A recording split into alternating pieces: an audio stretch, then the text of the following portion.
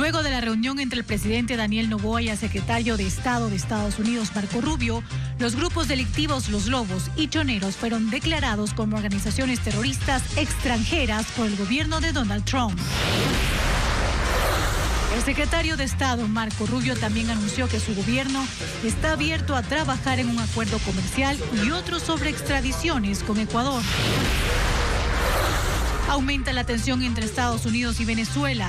El secretario de Estado afirmó que Nicolás Maduro es un fugitivo y que su régimen es una organización terrorista, mientras Maduro asegura que los buques en el Caribe son solo una embestida para sacarlo del poder.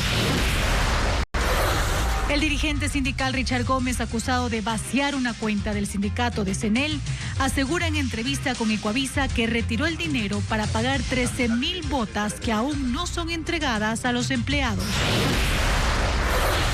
Más de 200 policías, 16 fiscales y 2 agentes de Europol ejecutan operativos en 5 provincias para capturar a 11 integrantes de la mafia albanesa, que según el Ministerio del Interior enviaba cocaína a Europa.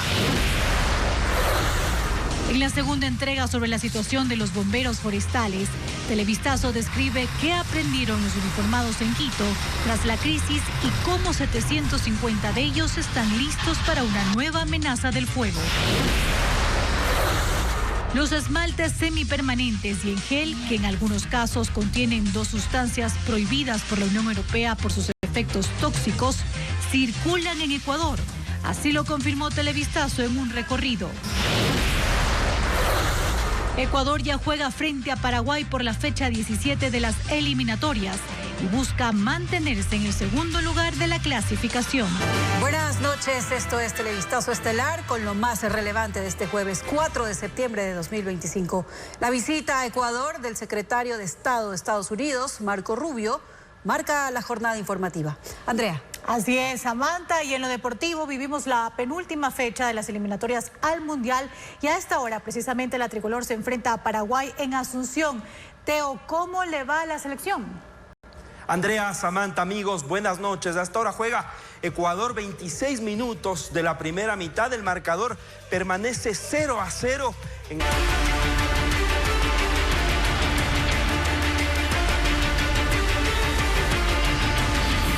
Noboa, Rubio.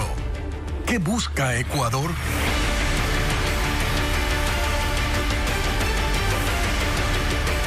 El secretario de Estado de Estados Unidos, Marco Rubio, se reunió este jueves con el presidente Daniel Noboa en Quito y durante su visita oficial anunció la declaratoria de los grupos armados ecuatorianos, los Choneros y los Lobos, como organizaciones terroristas para enfrentarlos de forma coordinada. Paul Romero cubrió el encuentro. Este jueves los gobiernos de Ecuador y Estados Unidos sellaron una alianza estratégica en la región con la visita oficial del secretario de Estado Marco Rubio. El diplomático llegó al Palacio de Carondelet a las 9 de la mañana y pasó de inmediato a una reunión privada con el presidente Daniel Noboa en su despacho. Antes de las 10, la reunión se amplió con las delegaciones de los 2 países en el salón de gabinete, en donde pulieron los acuerdos en seguridad y migración.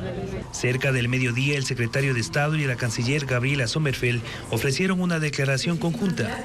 Rubio anunció la decisión que tomó el Departamento de Estado sobre las 2 organizaciones delincuenciales responsables del incremento de la violencia criminal en Ecuador. A designar como grupos terroristas a los Lobos y a los Choneros, que eso trae toda una serie de opciones que Estados Unidos puede llevar a cabo a través de nuestras leyes. Anteriormente eran narcotraficantes, pero realmente son narcoterroristas. Precisó los alcances de esa declaratoria. Ir en contra de los bienes, de las propiedades, el dinero de cualquier individuo en Estados Unidos o en el sistema bancario estadounidense que esté relacionado con esos grupos. En compartir inteligencia.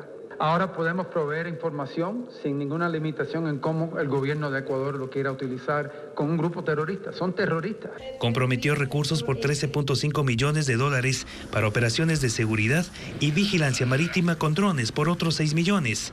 Ante la posibilidad de establecer una base militar en Ecuador, precisó. Si nos invitan, lo vamos a considerar. Incluso aquí teníamos bases militares anteriormente. Nos pidieron que nos fueran en los años de Correa y lo fuimos. Si nos invitan a regresar, es un punto muy estratégico, lo vamos a estudiar, a ver si tiene sentido. Sobre migración, el gobierno ecuatoriano aceptó la petición de Estados Unidos para recibir refugiados de terceros países. Es algo importante para nuestro socio y lo vamos a hacer en una forma coordinada, protegiendo los intereses del Estado ecuatoriano y con un derecho a veto por parte del Ecuador para personas que no sea de nuestro interés. La canciller no especificó desde cuándo y en qué condiciones llegarán los refugiados. En contacto directo dijo que serán 300 personas por año. Sommerfeld anunció el interés de avanzar en un moderno acuerdo de extradición para acelerar los procesos. Porque el último tiene 150 años con una adenda que se firmó ya hace 90 años y obviamente no responde a las realidades que viven el día de hoy las regiones. Los diplomáticos resaltaron la decisión para extraditar a los Estados Unidos a los cabecillas de las bandas, tal como sucedió con Adolfo Macías, alias Fito, de los Choneros.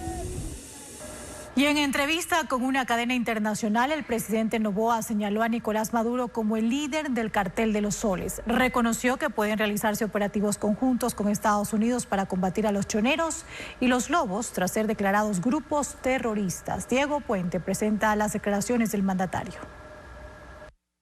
Después de la reunión con el secretario de Estado de Estados Unidos, Marco Rubio, el presidente Daniel Noboa ofreció esta tarde una entrevista a la cadena Univisión, en la que profundizó temas de seguridad. Noboa respondió qué implica que Estados Unidos haya declarado como grupos narcoterroristas a los lobos y los choneros. Pues son enemigos de los Estados Unidos. Acá tendremos operaciones en conjunto y sí nos gustaría que nos ayuden en esta lucha contra el narcoterrorismo y para mejorarle la vida a los ecuatorianos, darle paz, darle tranquilidad, darle progreso. Para Noboa, el respaldo estadounidense ayudará a mantener la seguridad en la región al enfrentar estructuras delictivas complejas. Porque operan no solo en el Ecuador, sino son parte de una estructura internacional que afecta a los Estados Unidos, así como a Europa. El mandatario se sumó a la tesis de Washington y apuntó que Nicolás Maduro en Venezuela es el cabecilla del Cartel de los Soles. Los reportes de inteligencia lo dicen y pues él es el jefe del Cartel de los Soles, pero es parte de una organización criminal que trabaja con otras organizaciones criminales. Este grupo, dijo, también tiene presencia en Ecuador y es responsable de delitos que van más allá del narcotráfico. Tráfico de armas, tráfico de personas, así mismo como minería ilegal. Pero me parece que lo que está haciendo los Estados Unidos es por fin ya atender un problema regional que tenemos. Estos no son pandillas pequeñas ni grupos pequeños, son grupos narcoterroristas altamente armados. El mandatario dijo sentir pena que su par de Colombia, Gustavo Petro, haya cuestionado esas acciones en lugar de detener las embarcaciones para cortar las rutas de la droga. Y en Venezuela, Nicolás Maduro siente cada vez más la presión del gobierno de Estados Unidos, que lo acusa de liderar la organización de narcotráfico del Cartel de los Soles. El secretario de Estado, Marco Rubio, dice que Maduro está encausado en una corte de Nueva York, que es fugitivo y que su régimen es una organización terrorista de crimen organizado que se ha apoderado del territorio venezolano. Informa Pedro Jiménez. El ataque para destruir una lancha con drogas que según Estados Unidos partió desde Venezuela y pertenecía a la banda narcoterrorista Tren de Aragua dio un giro a las tradicionales interceptaciones hechas por la Armada y el Servicio de Guardacostas en aguas del Caribe. Esto y las continuas menciones de autoridades estadounidenses que vinculan a Nicolás Maduro con el narcotráfico aumentan la presión sobre el régimen venezolano. Maduro dice que es una embestida más. No es la primera ni la última. Solo otra embestida y Venezuela está de pie. Pero Maduro ha sido acusado por fiscales de Estados Unidos de dirigir el denominado Cartel de los Soles, nombre con el que se identifica a una red de élites políticas y militares vinculadas con el narcotráfico desde Venezuela y mantiene la oferta de una recompensa de $50 millones por la captura de Maduro. Nicolás Maduro es un narcotraficante y es un terrorista, y no lo digo yo. Lo dice un gran jurado en el estado de Nueva York.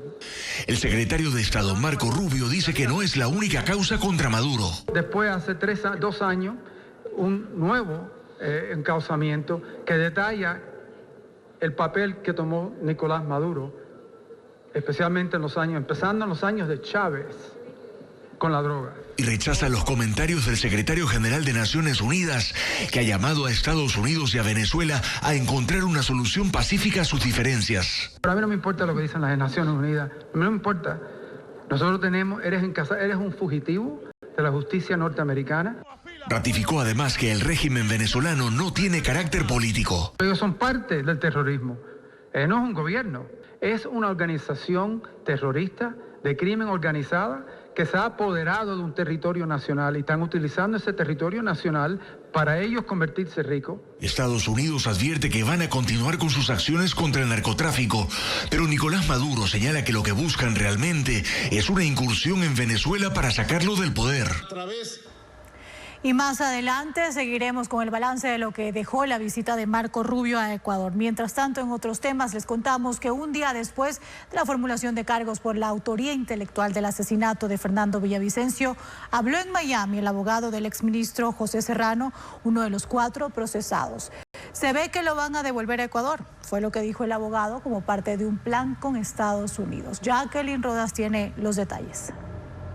Desde ayer, el exministro José Serrano enfrenta cargos por asesinato y tiene calidad de procesado. Es uno de los 4 imputados por la autoría intelectual del crimen de Fernando Villavicencio. Y luego de los 90 días que durará la instrucción fiscal, podrían llamarlo a juicio. Sin embargo, la jueza no le dictó prisión preventiva, lo que lo libra de la extradición desde Estados Unidos, porque esa medida es requisito para que Ecuador lo pida bajo esa figura, pero sí podrían deportarlo. Robert Sheldon, abogado de Serrano en Miami, reaccionó a la situación actual de su cliente en entrevista con la cadena Telemundo 51. Todo esto se ve muy mal, se ve que lo van a devolver a Ecuador, que todo esto es parte de algún plan que tienen, que quién sabe, un arreglo entre Estados Unidos y Ecuador. Parece que él va directamente a la deportación. Según Sheldon, el pasado 7 de agosto, José Serrano fue detenido en la puerta de su casa, bajo el argumento de que sobrepasó el tiempo de su estadía legal en Estados Unidos. Desde ese día está en el centro de detención Chrome.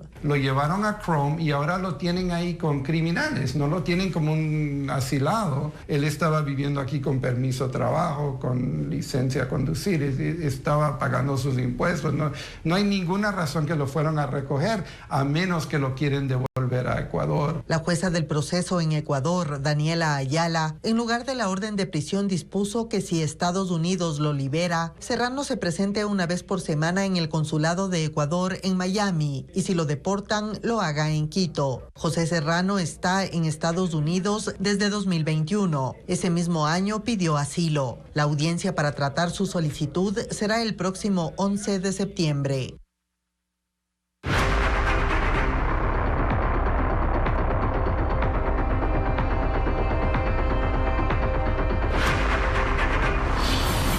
Narcotráfico. La conexión albanesa.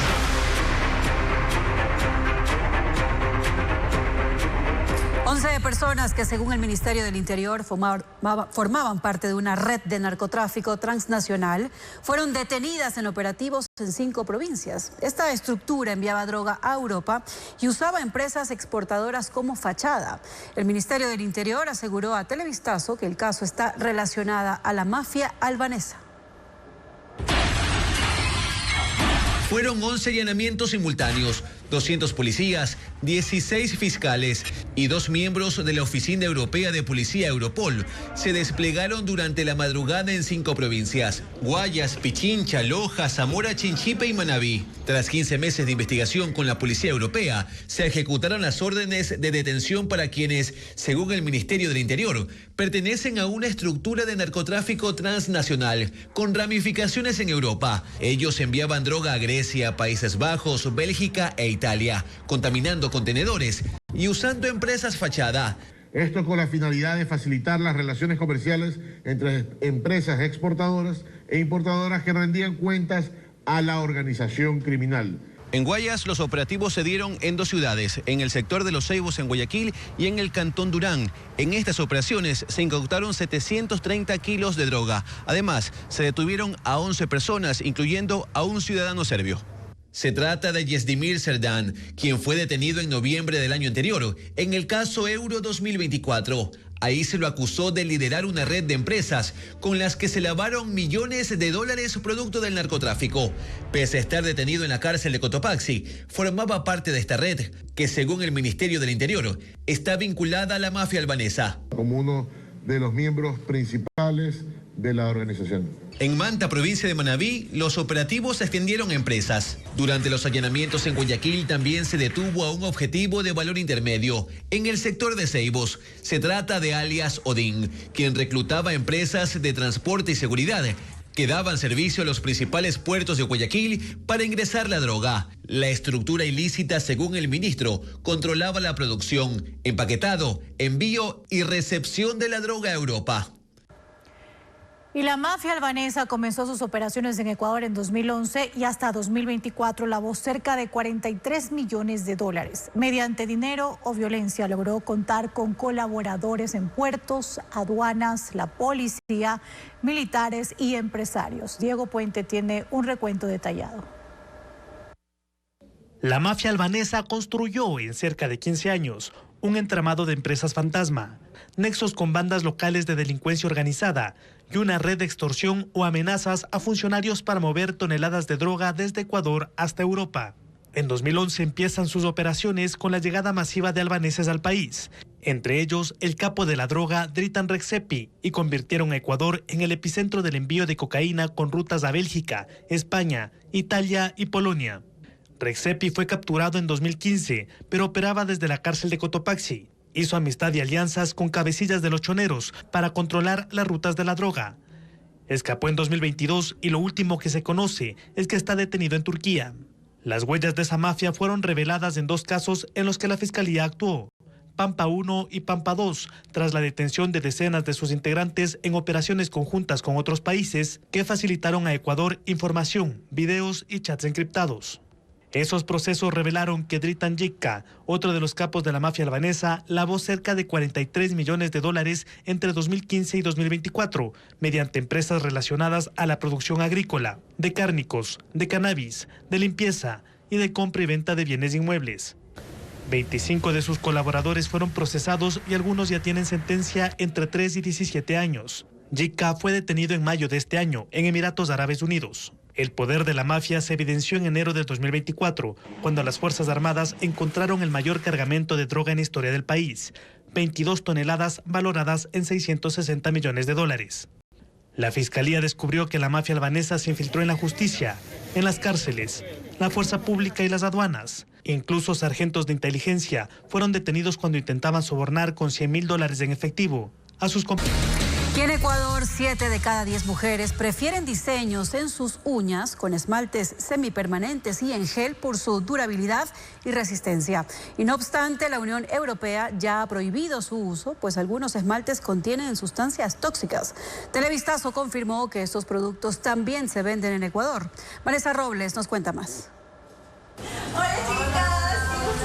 Silvia Carvajal es diseñadora capilar y maquilladora profesional. Para ella sus uñas son su carta de presentación. Por eso periódicamente asiste a un centro estético en La Atrazana, al norte de Guayaquil, para arreglarlas y limpiarlas. El esmaltado tradicional ya no es una alternativa para ella. Yo me hago las uñas en gel cada 20 días y siempre estoy lista para mis actividades. ¿Desde hace cuánto te haces las uñas? Hace 5 años. ¿La misma técnica? Sí. Desde el 1 de septiembre, la Unión Europea prohibió la venta de los esmaltes para uñas semipermanentes y en gel como los que usa Silvia, pues en algunos de ellos hay 2 componentes químicos que afectan la salud.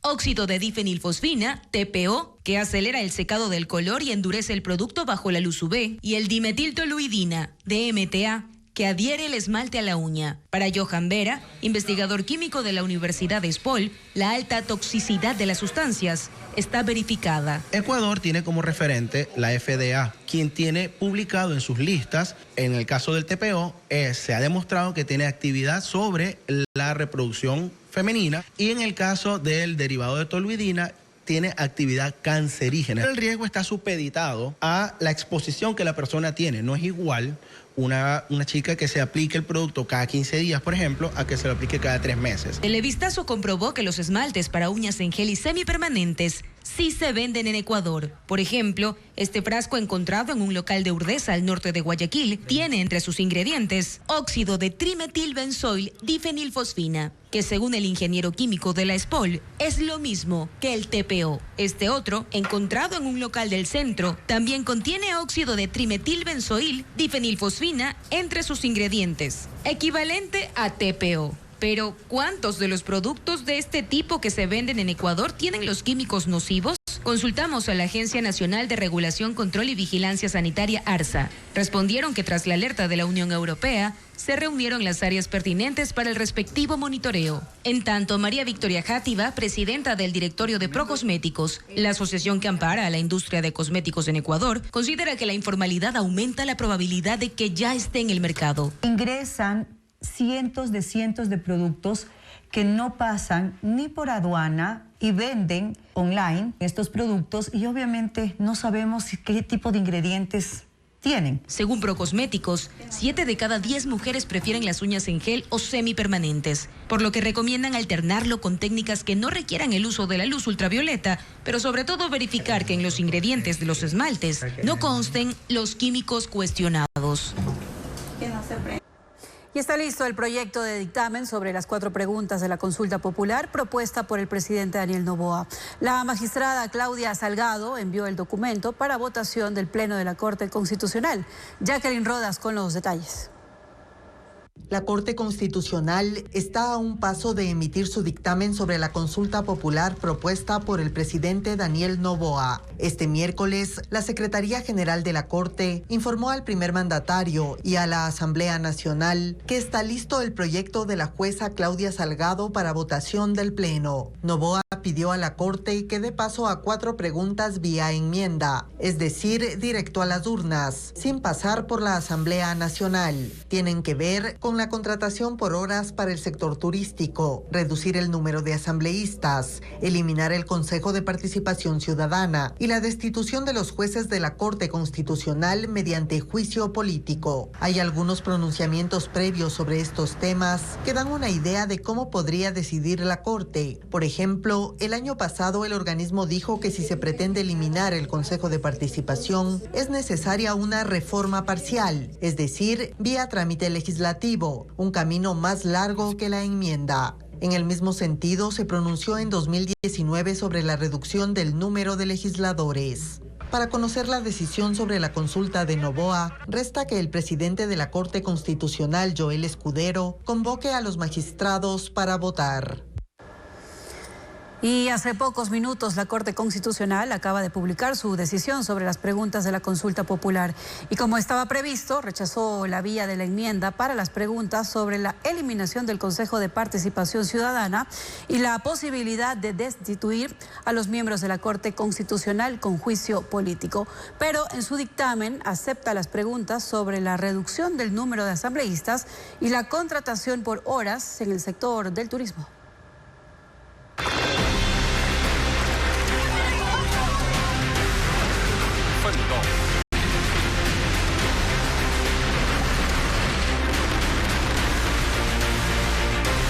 Mundo.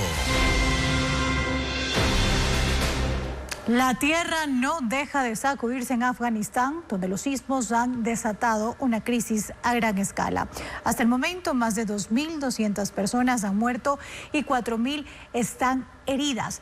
Pero la situación empeora con los incesantes temblores. Solo hoy se registraron 2. Uno de 4.7 al noreste de la ciudad de Jalalabad y otro de 6 grados al sureste del país. La ayuda internacional comenzó a llegar a la zona a través de puentes aéreos y vehículos terrestres con el apoyo de organizaciones humanitarias y agencias internacionales. Y la tensión crece en Buenos Aires a solo 3 días de las elecciones legislativas de la provincia, donde el presidente argentino Javier Milei pondrá a prueba su popularidad en un momento crítico para su gobierno. Durante el cierre de campaña en la localidad de Moreno se registraron enfrentamientos entre sus simpatizantes y opositores. Hubo pedradas, botellazos, detenidos y un periodista resultó herido. Merlis González con las imágenes de lo que ocurrió. La campaña del presidente argentino Javier Milei para las elecciones legislativas de la provincia de Buenos Aires se ha dado en un clima hostil y el cierre no fue la excepción.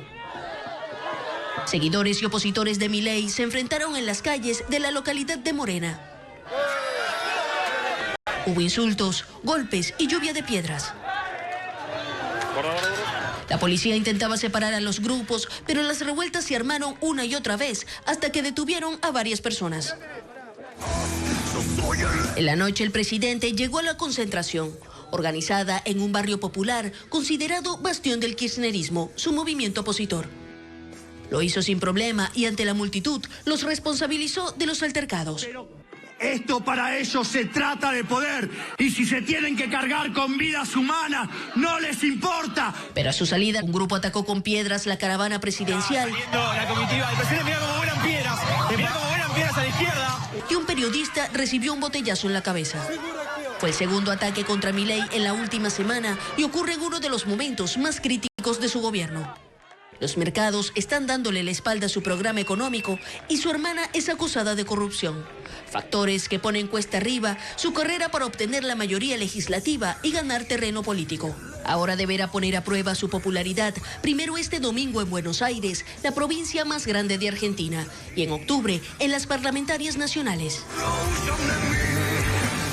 Y Francia acoge una nueva cumbre por Ucrania. El presidente Emmanuel Macron recibe al mandatario ucraniano Volodymyr Zelensky para debatir junto a otros líderes europeos las garantías de seguridad para Ucrania después de la guerra, aunque el conflicto se intensifica. Dirigentes de unas 30 naciones se reúnen de manera presencial y videoconferencia y han insistido en que cualquier iniciativa de contar con una fuerza de seguridad europea en Ucrania requiere el respaldo de Estados Unidos, pero al mismo tiempo ven que no hay avances en la posibilidad de un alto al fuego por parte de Rusia. El secretario general de la OTAN, Mark Rutte, ha dicho que no hay que ser ingenuos respecto a Vladimir Putin y las acciones de Rusia. Y se incrementa 16 el número de muertos en Portugal por el descarrilamiento de un vagón del funicular en una zona turística. La mayoría de las víctimas eran extranjeros. Ileana Suárez informa. Portugal y su capital, Lisboa, declaran luto por las víctimas del accidente en una zona turística, cuando un vagón del funicular Ascensor da Gloria se desprendió, se descarriló, rodó por la pendiente y se estrelló contra un edificio. 16 personas murieron. Hay además 23 heridos. Se trata de turistas de Portugal, Alemania, Corea del Sur, Cabo Verde, Italia, Francia, Canadá, Suiza y Marruecos. Las primeras indagaciones apuntan a que el accidente ocurrió por un cable que se soltó a lo largo de la vía, provocando que el vagón pierda el control y choque contra una construcción en una curva. El funicular, inaugurado en 1885, es uno de los transportes más emblemáticos de Lisboa. Conecta la Plaza de los Restauradores y el Mirador San Pedro de Alcántara, que por sus jardines y vistas de la ciudad es uno de los sitios más concurridos de Lisboa. El expresidente de Perú, Alejandro Toledo, recibe una segunda sentencia por corrupción. Fue condenado a 13 años y 4 meses por lavado de activos en el caso Ecoteva por la compra de bienes inmobiliarios con dinero de sobornos pagados por las empresas brasileñas Odebrecht y Camargo Correia, una compañía fundada por su suegra. Toledo, de 79 años, permanece en la cárcel de Bardillo, donde cumple otra condena de 20 años de prisión por colusión y lavado de activos. Sus abogados han dicho que pedirán la libertad por razones humanitarias debido a que sufre de cáncer y su salud se debilita con el tiempo. Y ahora vamos con las novedades tecnológicas. Investigadores lograron visualizar en detalle los tatuajes de una momia siberiana de 2000 años de antigüedad. Además, Figure AI desarrolló un robot capaz de aprender tareas domésticas y medir su fuerza. Sofía Molina con el detalle de estas y otras noticias. Un encuentro entre el arte y la tecnología se desarrolla en el Ars Electronia, en Austria. El festival busca posicionar al arte multimedia a través de robots en movimiento, pantallas con muestras visuales y experiencias en realidad aumentada. Por ejemplo, este robot de 4 metros de altura que narra a los visitantes la esencia del ser humano. Los asistentes podrán sumergirse en esta experiencia artística hasta el 7 de septiembre. Empleando luz infrarroja, científicos logran observar con claridad tatuajes en una momia siberiana de 2000 años de antigüedad.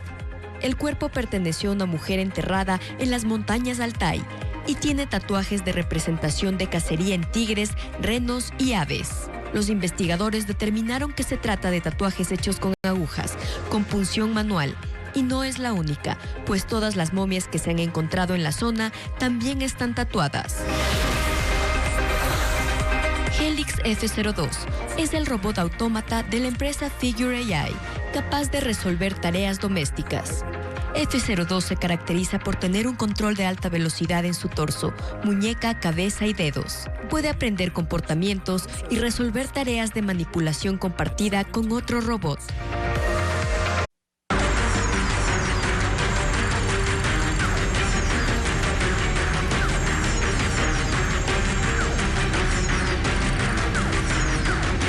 Bomberos, frente al reto forestal.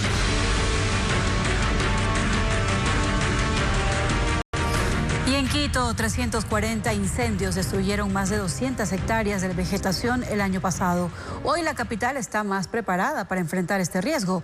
Los bomberos mejoraron sus procedimientos, capacidad de respuesta, tecnología y controles para evitar que las llamas vuelvan a poner en riesgo a la población.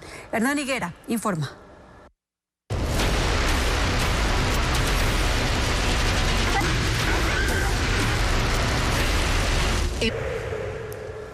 Y mañana, en nuestra tercera entrega del especial, le vamos a mostrar la dura realidad de Quilanga, en Loja, donde apenas 4 bomberos enfrentan incendios forestales en condiciones extremas. La ministra de Ambiente y Energía, Inés Manzano, defendió el proyecto minero Loma Larga en un video publicado en redes sociales y afirmó que se han cumplido los requisitos técnicos y que la minería ilegal se combate con minería legal. Organizaciones indígenas de Cuenca preparan movilizaciones contra el proyecto. En un video de casi 4 minutos, publicado la noche del miércoles, la ministra de Ambiente y Energía, Inés Manzano, defendió el proyecto minero Loma Larga, que es una mina subterránea de la que se prevé extraer 926.000 onzas de oro. El proyecto ha recibido críticas desde varios frentes, porque está en el páramo de Quimsacocha, una zona de recarga hídrica estratégica para Cuenca y sus comunidades rurales. La ministra Manzano hizo un recuento del proceso que inició en el 2003 y dijo que la minera canadiense Dundee Precious Metals ha cumplido con todos los requisitos técnicos y legales del proyecto. Aquí no se ha firmado un cheque en blanco. Hay un contrato con letra grande y con condiciones claras, porque nuestro trabajo, nuestra misión como autoridades es velar por el interés de ustedes ecuatorianos. Inés Manzano reiteró que el proyecto cumplió con la consulta libre e informada y que en ella asesoró la Organización Internacional del Trabajo y se refirió a la oposición de colectivos y comunidades al proyecto y aseguró que lo que buscan es convertir la minería responsable en un tema electoral o ideológico. La mejor manera y la única manera real de combatir la minería ilegal que devasta nuestros ecosistemas sin control es con una minería legal, formal y estrictamente vigilada. La Federación de Organizaciones Indígenas y Campesinas de la SUAI, FOA, rechazó las declaraciones y asegura que nunca existió una consulta previa e informada y que lo que hubo fueron imposiciones acompañadas de policías y militares. Reafirman que Quimsacocha no se toca y que no permitirán que se ponga en riesgo las fuentes de agua. La FOA señaló que la empresa Dundee Precious Metals ha dejado contaminación y daños irreparables en otros países y convocó a una movilización el próximo martes en Cuenca. Por ahora, el proyecto Loma Larga está suspendido hasta que la empresa canadiense presente su plan de manejo ambiental.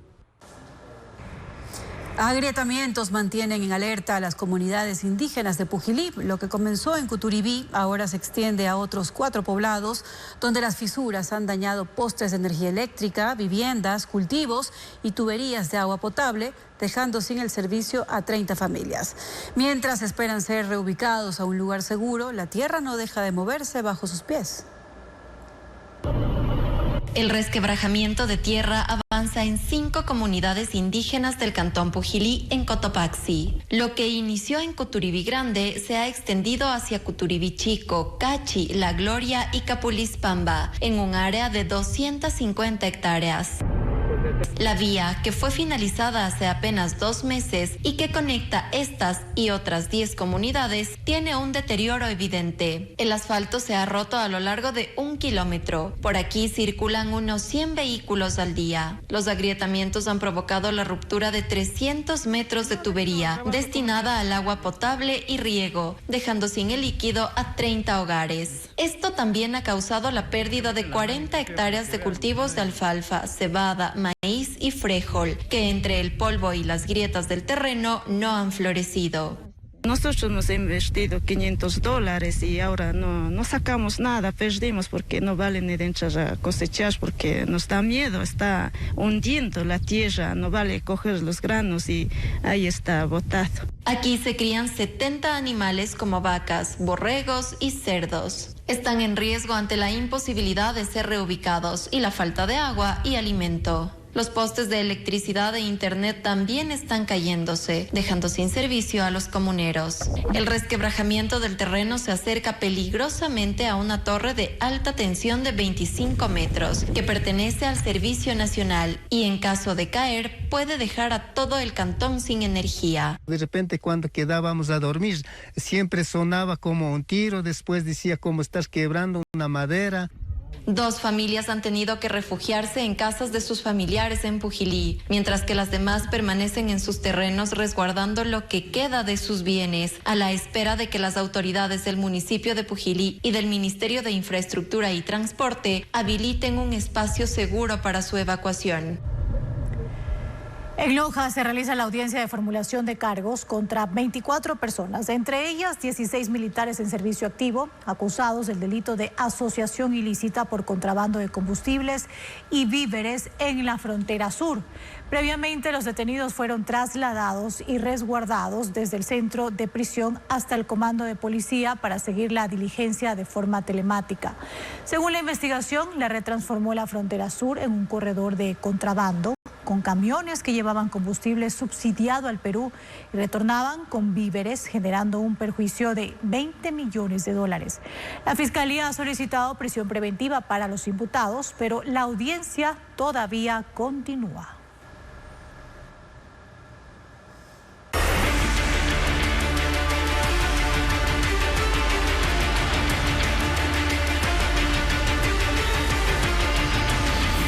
Noboa, Rubio. ¿Qué busca Ecuador?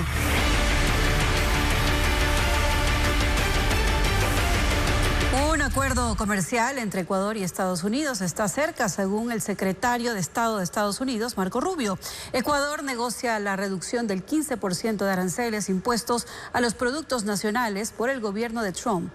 Paul Romero amplía la información. Ecuador y Estados Unidos negocian un posible acuerdo comercial para reducir el impacto del 15% de aranceles a los productos de exportación que el gobierno de Donald Trump aplicó a varios países del mundo. El secretario de Estado, Marco Rubio, después de la reunión con el presidente Daniel Noboa en el Palacio de Carondelet, dijo que las conversaciones están avanzadas. Hemos logrado ya bastante progreso en esas negociaciones y esperemos que muy pronto se pueda hacer un anuncio muy positivo que va a darle fortaleza e impulso a la habilidad de poder ampliar nuestras relaciones, no simplemente mantener, ampliar nuestras relaciones económicas entre ambos países. No dio detalles de cuándo se podrá concretar el acuerdo. Desde el pasado 7 de agosto, cuando entraron en vigencia los aranceles para los productos ecuatorianos, el gobierno planteó su revisión inmediata.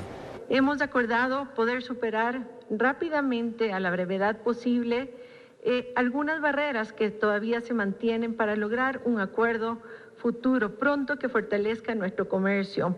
Rubio apoyó las decisiones tomadas por el gobierno de Noboa en materia económica y ofreció los buenos oficios del gobierno de Estados Unidos ante el Fondo Monetario Internacional, principal organismo multilateral para el financiamiento del presupuesto. Eso le corresponde al Tesoro, la Tesorería de Estados Unidos, pero hablaremos con ellos hoy a ver qué podemos. Yo creo que eso tiene solución también y si Dios quiere tenemos un resultado positivo sobre eso. Hay un voto importante del de Estados Unidos. Hemos hablado sobre el programa, los desembolsos que se vienen para poder proyectar una mayor estabilidad y crecimiento del país. Los dos países acordaron trabajar en materia comercial para generar entornos seguros para la inversión de Estados Unidos en Ecuador, según la Cancillería. Y Ecuador y Estados Unidos estarían muy cerca de un acuerdo comercial, según el anuncio del secretario de Estado, Marco Rubio. El sector empresarial ve este acercamiento con optimismo y altas expectativas, pero reconoce que por ahora el primer paso es eliminar la sobretasa del 15% impuesta a los productos ecuatorianos. El sector empresarial ecuatoriano recibe bien el anuncio de Marco Rubio, quien aseguró que Ecuador y Estados Unidos estarían muy cerca de firmar un acuerdo comercial. Juan Carlos Navarro, presidente del Comité Empresarial Ecuatoriano, menciona que esto ratifica lo conversado recientemente en Washington. Ellos nos ven a nosotros como un socio estratégico geopolíticamente y comercialmente. Yo estoy seguro que esto va a llegar a un buen término y yo creo que en poco tiempo tendremos unas muy buenas noticias para el Ecuador. El presidente de la Cámara de Comercio de Guayaquil, Miguel Ángel González, dice que esperan este acuerdo más de 2 décadas, porque permitiría a Ecuador competir en igualdad de condiciones con Perú y Colombia, que tienen TLC vigentes. Un acuerdo comercial siempre es doble vía, más exportaciones y también más importaciones. Tenemos acceso en mejores condiciones a mercados grandes, a las potencias mundiales, como en el caso de Estados Unidos, y también la posibilidad de conseguir materia prima, insumos, bienes de capital y también bienes de consumo a mejores precios, y eso abarata también el costo de vida. Estados Unidos es uno de los principales socios comerciales. Entre enero y junio de 2025, Ecuador exportó más de $3.000 millones, principalmente en envíos de camarón, cacao y banano. Aún así, remarcan que el primer paso es que se concrete la lista de productos ecuatorianos que ingresarán al mercado estadounidense con 0% de aranceles. En ese sentido, el sector exportador espera resultados en las próximas semanas. Es el momento de trasladar esa cercanía política que tenemos como país al ámbito comercial. Si dejamos la sobretasa en 0 para los productos del Ecuador, eso abona en la estrategia que ellos tienen de seguridad y de migración. La Cámara de Industrias, Producción y Empleo alerta que la sobretasa ya afecta a sectores como el manufacturero. El sector de muebles de aluminio, además del 15%, tiene una tasa del 50% para todos los productos de aluminio que ingresen a los Estados Unidos. Sin embargo, reconocen que el camino hacia un acuerdo comercial definitivo todavía es largo. Y un amplio despliegue policial y militar volvió a acercar la Plaza Grande en Quito. Esta vez el operativo se realizó por la visita del secretario de Estado de Estados Unidos, Marco Rubio, quien cumplió con su agenda oficial en Ecuador. Joel Vanegas informa sobre el ambiente que se vivió esta mañana en el centro histórico. El acceso al Palacio de Carondelet amaneció cerrado este jueves. Fue una medida de seguridad debido a la visita del secretario de Estado Marco Rubio, quien mantuvo esta mañana reuniones con el gobierno. Pese al despliegue inusual de seguridad, las actividades en el centro histórico fueron normales. No hubo protestas ni movilizaciones e incluso el acceso a la Plaza Grande se mantuvo abierto. La gente está viviendo como un día normal. La visita de nacionales y extranjeros están recorriendo las plazas, los parques y todo lo que es el contorno de acá de la Plaza Grande y el centro histórico. El control se extendió una cuadra a la redonda del palacio. En cada uno se ubicaron vallas metálicas y contingente militar y policial. El acceso vehicular y peatonal estuvo restringido, especialmente la intersección de las calles García Moreno y Mejía. 2 vehículos blindados de las Fuerzas Armadas estuvieron en la Plaza Grande, mientras que en el balcón de Carondelet estaban 6 miembros del ejército. También se desplegaron canes entrenados para detección de explosivos y personal especializado que vigilaba cualquier movimiento desde las azoteas y techos de edificios aledaños. Las organizaciones criminales, los choneros y los lobos han protagonizado desde el 2020 una guerra por la disputa de territorio para el narcotráfico, la minería ilegal, extorsiones y otros delitos. Aliados con carteles mexicanos han intensificado la violencia en el país, aunque han sufrido rupturas tras la captura o asesinato de sus cabecillas. Vamos a tener un informe detallado de Luis Alfredo Zúñiga. Los choneros surgieron en la década de los 90 en Chone, provincia de Manabí, y rápidamente se expandieron a Manta, donde llevaron a cabo robos, secuestros, asesinatos, extorsiones y aprovecharon el puerto para involucrarse en el narcotráfico internacional, según información del portal especializado Inside Crime. Actualmente se los ha vinculado con el cartel mexicano de Sinaloa y el Clan del Golfo de Colombia. Hicieron de la capital manabita su centro de operaciones, pero hoy, según datos de la policía, cometen crímenes en al menos 10 provincias. Esmeraldas, Manabí, Los Ríos, Guayas, El Oro, Chimborazo, Cañar, Sucumbíos, Pastaza y Morona Santiago, pero también tienen presencia menor en otras. La minería ilegal, el lavado de dinero y el tráfico de armas se suma a los crímenes que se les imputa. El asesinato de su ex cabecilla, alias Rasquiña, en 2020, significó una ruptura en la organización de facciones como los Chone Killers, los Tiguerones y los Lobos, con quienes ahora se disputan territorios. Tras la muerte de Rasquiña, tomaron el mando Junior Roldán, asesinado en 2023, y Adolfo Macías, alias Fito, que fue recapturado en junio y extraditado a Estados Unidos en julio. Esa detención ha creado un nuevo resquebrajamiento en el grupo armado. Los Lobos, al separarse de los choneros, se convirtieron en sus principales rivales. Según informes de inteligencia policial y militar, se han expandido a 18 provincias, cometiendo los mismos crímenes que los choneros, pero con otro aliado para el narcotráfico, el cartel mexicano Jalisco Nueva Generación. La minería ilegal también está entre sus principales fuentes de dinero ilícito, sobre todo en 3 provincias. En Imbabura, en la parroquia de Buenos Aires, del cantón Urcuquí; en El Oro, en los cantones Portobelo, Huaquillas, Pasaje y Zaruma; y en Azuay, en Camilo Ponce Enríquez, donde según los informes militares, se tomaron las minas y extorsionaron a empresas formales. Una economía que les deja al menos $3 millones mensuales y facilita el lavado de dinero. Esta agrupación criminal también se fraccionó y desde Machala surgieron los Lobos Box, que también entraron a los enfrentamientos entre bandas. Los Lobos y los choneros fueron calificados como terroristas por el gobierno ecuatoriano y desde este jueves, Estados Unidos los considera organizaciones terroristas extranjeras. Y la Asamblea Nacional respalda la declaratoria del gobierno de declarar como organizaciones terroristas al Tren de Aragua y el Cartel de los Soles. Y esto en apoyo a las políticas y estrategias del gobierno. Patricio Díaz está en el Palacio Legislativo para ampliar la información. Patricio, ¿con cuántos votos se aprobó esta resolución? Adelante. Con 83 votos fue aprobada esta resolución y el correísmo se opuso, votó en contra. Hubo 3 abstenciones también y esta resolución llega después de aprobarse un cambio del orden del día en el que la legisladora oficialista Ana Belén Tapia pidió precisamente que se respalde al presidente Daniel Noboa en esta declaratoria de terroristas al Tren de Aragua y al Cartel de los Soles. Ella hizo un recuento de las acciones violentas de los grupos criminales en Ecuador que dijo tienen relación con esas organizaciones delictivas internacionales. También cuestionó al correísmo por las posturas de sus líderes sobre este cartel. El correísmo, la Revolución Ciudadana, de su parte rechazó que se los quiera vincular con esas organizaciones, además de que dicen, en cuanto al Cartel de los Soles, que no hay pruebas de su existencia. Escuchemos a los legisladores de ambas bancadas. Mientras el gobierno del presidente Daniel Noboa le pone nombre y apellido a estas organizaciones terroristas, la presidenta de la Revolución Ciudadana, por conveniencia y de forma descarada, niega la existencia de las organizaciones terroristas denominadas Cartel de los Soles y el Tren de Aragua. Pero ¿saben qué es lo peor? Que la Revolución Ciudadana cree en tinta saltarina, pero dice no creer en la existencia de estas organizaciones terroristas en la región.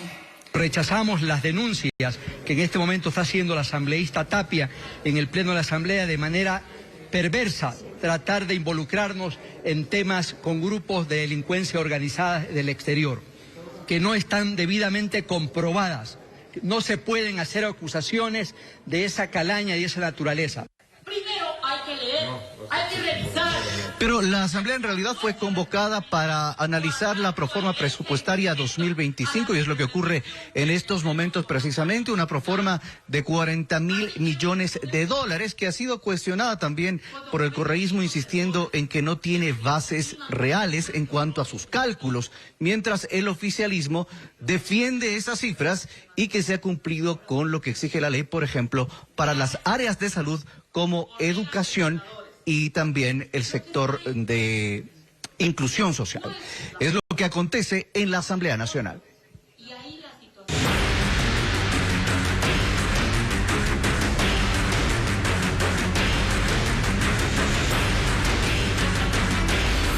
CNEL, desfalco sindical. La ministra de Trabajo acusa a Richard Gómez de vaciar la cuenta bancaria del Comité de Trabajadores de CNEL, donde se depositan los aportes de más de 3.000 empleados públicos. Mientras Gómez desde Estados Unidos desmiente las acusaciones y justifica que ese dinero se usó para pagar a proveedores y comprar botas para los trabajadores. Diego Cuenca describe el problema. El sindicalista Richard Gómez fue presidente de la Central Unitaria de Trabajadores, CUT, por al menos 5 años. Es una organización que apareció durante el correísmo, en teoría para defender los derechos de los empleados públicos. Pero desde ese miércoles, el gobierno acusa a Gómez de vaciar la cuenta bancaria del Comité de Trabajadores de la Corporación Nacional de Electricidad CNEL, del cual Gómez era secretario general. Esa irregularidad fue revelada por la ministra de Trabajo, Ivonne Núñez, quien mostró el último estado de cuenta, donde había $852.753 y ahora quedaron 53 centavos. Según la ministra, esos recursos son parte de los aportes de los trabajadores de CNEL. Desde el día 1 de agosto aparece en la cuenta del Comité de Trabajadores de CNEL retiros paulatinos y permanentes. Él ya no está aquí, se fue a la ciudad de Miami. Entre las pruebas que mostró están cheques con valores que van desde $10.000 hasta $35.000 y que fueron firmados por Richard Gómez. Desde Estados Unidos, Gómez habló con Televistazo. Asegura que el 85% de ese dinero fue destinado a un contrato por más de $1 millón para comprar botas industriales que aún no han sido entregadas. Ese dinero en su mayor proporción representa un pago a un proveedor en específico, que es un contrato de botas que se firmó en el mes de mayo. En el mes de mayo se dio un anticipo y ahorita se está pagando el saldo final. Gómez, quien también era vocal del IES en representación de los afiliados, permanece en Miami desde el 14 de agosto. Según dice, porque padece un problema de salud, pero no especifica cuál. El certificado médico que exhibe señala que podía regresar el 3 de septiembre. Pero aún se encuentra en Estados Unidos. Vine y realmente sufrí un quebrante en mi salud y todavía no estoy apto para viajar, pero estoy haciendo todo el esfuerzo para tratar y siguiendo las recomendaciones para ver si la próxima semana ya estoy en el país. En medio de esa polémica, se creó un comité provisional de los trabajadores de CNEL, que está presidido por Daniel Garcés como secretario general. ¿Tiene respaldo del Ministerio de Trabajo? A nosotros nos registran en el Ministerio de Trabajo la directiva el día 19 de agosto. Y se hacen movimientos el día 20 por una suma bastante alta en total, ¿no? Garcés asegura que la tarde de este jueves recopiló todos los movimientos bancarios de esa cuenta para preparar una denuncia que presentará en la Fiscalía y determinar el destino de los más de $800.000. Y CNEL es un caso emblemático del sindicalismo dorado en el país. Sus trabajadores tienen beneficios que solo se comparan con otras empresas del Estado, donde se pagan guarderías, gastos de alimentación, bonos por antigüedad, servicios médicos y dentales para los empleados y sus familias, entre otros. Cientos de millones de dólares se destinan anualmente al pago de esos privilegios. En un país donde millones de ciudadanos sobreviven con menos de $500 al mes, existe un grupo de trabajadores estatales que ha convertido al aparato público en una máquina de privilegios, no por mérito, sino por poder sindical. Hoy está en el centro de la polémica el sindicato de la Corporación Nacional de Electricidad, el rostro más visible de la burocracia dorada. Desde 2018, CNEL ha operado bajo un contrato colectivo que no solo desafía la lógica económica, sino que vulnera principios constitucionales de equidad y sostenibilidad. Este acuerdo, negociado y firmado en los últimos días del gobierno de Lenín Moreno, garantiza contratos de 8 años, indemnizaciones de hasta 96 sueldos mensuales y pagos por renuncia voluntaria que superan los $30.000 por trabajador. Pero lo más escandaloso es que estos beneficios fueron extendidos retroactivamente a más de 1.795 empleados que no debían estar sindicalizados, gracias a una acción de protección impulsada por el dirigente Richard Gómez en un juzgado de Los Ríos. El resultado, más de $522 millones en beneficios sindicales entre 2018 y 2023. La Corte Constitucional intervino en febrero de 2025 declarando nulas las sentencias que permitieron el traspaso irregular de empleados al régimen del Código de Trabajo. La sentencia obliga a devolver $105 millones en beneficios indebidos mediante descuentos mensuales en los roles de pago. El impacto ha sido brutal: 164 despidos, sueldos reducidos a cero y trabajadores con enfermedades catastróficas sin acceso a medicamentos. CENEL es una empresa que acumula una cartera vencida de $607 millones y pérdidas técnicas por 400 millones. Pese a ello, el gasto en personal consume la cuarta parte de su presupuesto y la empresa requiere $500 millones anuales solo para cumplir con los beneficios sindicales de sus más de 6.000 trabajadores. Y en Cotopaxi se realiza un entrenamiento especializado con el método Arcón, donde perros de búsqueda ponen a prueba su capacidad para localizar personas en condiciones extremas. Provenientes de varias provincias y de otros 3 países, estos ejemplares participan en un simulacro de deslizamiento como parte de su preparación para emergencias en un territorio vulnerable a sismos y movimientos en masa. Este es el instante en que un perro de búsqueda entrenado con el método Arcón da la alerta con su ladrido al detectar a una persona sepultada bajo tierra. Se trata de un simulacro de deslizamiento en la parroquia Mulaló, norte de La Tacunga.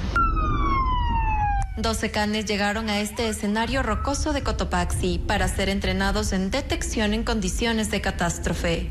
El método Arcón potencia la concentración psíquica, es decir, la capacidad de enfocar toda la atención en un único objetivo: localizar víctimas, maximizando el rendimiento de su olfato. Durante el ejercicio, los guías liberaron uno a uno a los perros, que ingresaron de inmediato al terreno de 8.000 metros cuadrados.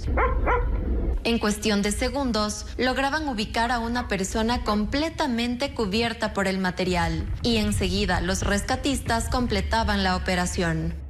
Búsqueda en lo que son condiciones adversas, con elementos adversos, auditivos, visuales, táctiles, olfativos, donde ya la complejidad es máxima, buscando que los ejemplares pues realicen las búsquedas con total concentración. Los perros llegaron desde Bolívar, Tungurahua, Cotopaxi, Santo Domingo, Manta y también desde Colombia, Perú y Panamá. Los acompañaron 40 guías de la Armada y cuerpos de bomberos. Ellos estudian el método y se encargan de su cuidado. Durante la búsqueda, los canes actúan con total autonomía. El perro no va a tener, ni tiene ninguna expectativa ni apoyo del guía en ningún momento, ni en estas búsquedas exteriores, ni cuando estamos en las tripas del edificio con nula visibilidad y demás. Al no tener el perro esa expectativa de apoyo, se concentra muchísimo más. El entrenamiento durará 2 meses. Ecuador fue escogido por los creadores del método Arcón en España debido a su alta susceptibilidad sísmica y a la recurrencia de movimientos en masa, factores que hacen indispensable este tipo de entrenamiento. Y 2 grandes recitales sinfónicos convocan a talentosos solistas en la guitarra y el violín en escenarios de Quito y de Guayaquil. Sí, repasemos ahora estos y otros eventos en nuestra agenda cultural.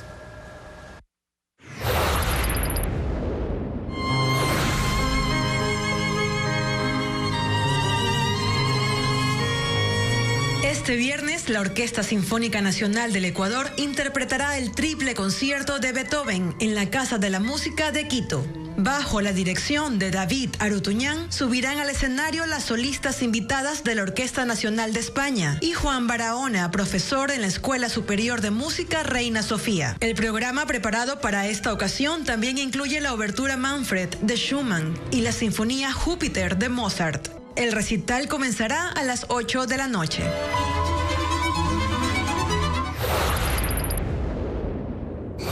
Aparte, siempre te trae regalos de Sofía. Me traía. Y ahí sí te gusta, ¿no? Me traía el tiempo pasado.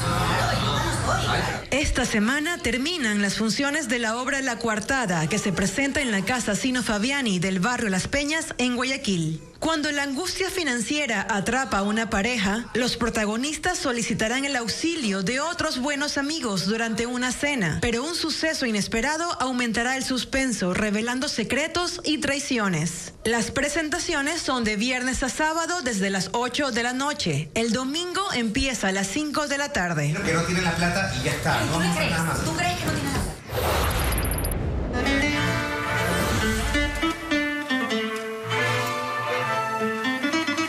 La Orquesta Sinfónica de Guayaquil presentará el concierto de temporada Austro este viernes 5 con la guitarrista clásica Julia Villarroel como solista invitada. Ella interpretará el concierto del sur del compositor mexicano Manuel Ponce. El recital será en el Teatro Centro Cívico en el sur de la ciudad a partir de las 7 de la noche.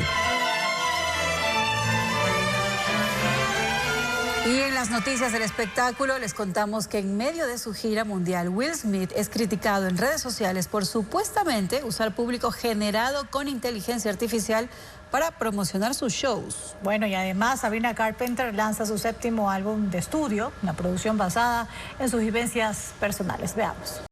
Usuarios de redes sociales acusan a Will Smith de usar público falso, creado con inteligencia artificial, en un video de promoción de su gira mundial. La gente detectó errores en las imágenes, como caras y manos deformes, así como el exceso en el uso de inteligencia artificial en personas que no lucen reales. Como respuesta a las críticas, el artista publicó otro video en el que aparece en el escenario frente a un público conformado por gatos. Men's Best Friend es el 7º álbum de estudio que estrena Sabrina Carpenter, un año después del lanzamiento de su disco Short and Sweet. Experiencias personales y su ruptura con Barry Cogan inspiraron a la cantante a crear los temas, que expresan emociones complejas y hasta contradictorias. A la cantante le espera una gira por Estados Unidos y Canadá en octubre y noviembre. Con su pop urbano latino, bachata y otras fusiones, Rencay se presentará en el Teatro Sánchez Aguilar de Guayaquil este viernes 5 de septiembre. El cantante, hijo de padre chino y madre ecuatoriana, ofrecerá una noche para cantar, bailar y sentir junto a su público, con temas como Quédate, La Verdad, Quiero Saber y otros éxitos. Michael, Naisa y Nicky McClip figuran entre los artistas invitados a esta velada musical. Y 6 nuevas especies de mariposas tigre fueron descubiertas en Ecuador, Brasil, Colombia y Perú. Bueno, el estudio tomó 3 años y reveló que estas mariposas utilizan señales químicas para reconocerse. Reporta Vanessa Robles. Tienen alas de hasta 8 centímetros de largo, manchas negras, naranja y amarillas. Revolotean con agilidad entre la vegetación. Viven en promedio un mes. Y aunque visualmente son muy parecidas, un equipo de investigación de las universidades de Cambridge en Reino Unido, Estadual de Campinas en Brasil y Amazónica Iquiame en Ecuador identificaron 6 nuevas especies para la ciencia, tal como lo detalla Caroline Bucket, científica del país, quien participó en el estudio. Capturar mariposas en distintas provincias, como sobre todo la provincia de Napo. También en Sucumbíos, Esmeraldas y Pichincha. Analizamos su ADN, algunas tienen muchos más cromosomas que otras. El estudio publicado en la revista Proceedings of the National Academy of Science, que duró 3 años, se extendió por los bosques tropicales de Ecuador, Brasil, Colombia y Perú, y ha revelado que estas mariposas utilizan señales químicas para reconocerse. El macho de una especie reconoce el olor de una hembra de la misma especie, para no confundirse por la vista. Luego de tomar las muestras en sus alas, las mariposas tigre fueron liberadas. No obstante, en el mariposario de la Universidad de Entena se continúan haciendo investigaciones. Según el equipo científico, en Ecuador hay más de 3.000 especies de mariposas. Y el ícono de la moda Giorgio Armani falleció este jueves a los 91 años, dejando un legado de sofisticación, glamour y minimalismo. Sí, Sofía Molina presenta un repaso por la vida del reconocido diseñador italiano que creó un imperio millonario y vistió a íconos de Hollywood.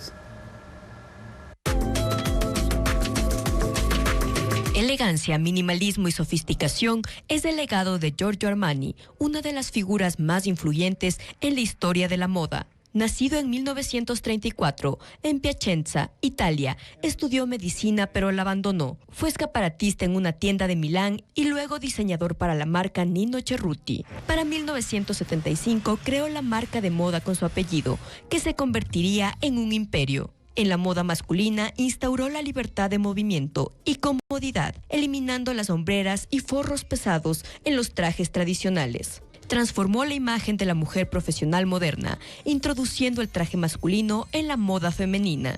Consolidó el uso de tonos neutros, gris, azul y beige. Fue el creador del icónico traje de Richard Gere en el filme American Gigolo, de 1980 y se posicionó como un referente en la alfombra roja, expandiendo sus negocios en el mercado estadounidense. Su imperio rebasó el límite de las pasarelas. Fue dueño del equipo de básquet Olimpia Milano, de hoteles, cafés y bares, así como de una línea gourmet. Armani falleció a los 91 años, siendo uno de los principales impulsores del glamour sofisticado y sin excesos. Gracias por su sintonía, amigos. Mañana en Contacto Directo estará Saúl Juan Pusrick. Él es vicecampeón de los Juegos Panamericanos Junior Asunción 2025 para contar su trayectoria en la marcha y también sus próximas metas. Además, Luis Gallegos extasió ayer para analizar la visita de Marco Rubio a Ecuador. Los resultados favorecen al país. Gracias por estar con nosotros. Siga las noticias a toda hora en ecuavisa.com. Información verificada con el sello de Televistazo. Buenas noches. Buenas noches.